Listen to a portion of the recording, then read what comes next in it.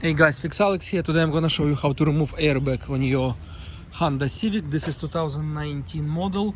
Before you start, remove your negative wire from your battery for safety.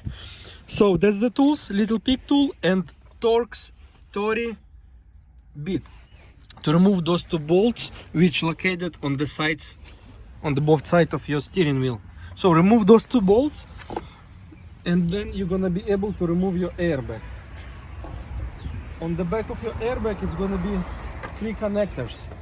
So remove this connector by pressing little lever. In order to remove this connector you need to press this little lever right here, very small teeny lever. So press it and remove it. Now you can remove your connectors on the airbag. In order to remove them you need to lift those 2 white pins. So just leave them and you're gonna be able to remove it. And that's it, guys.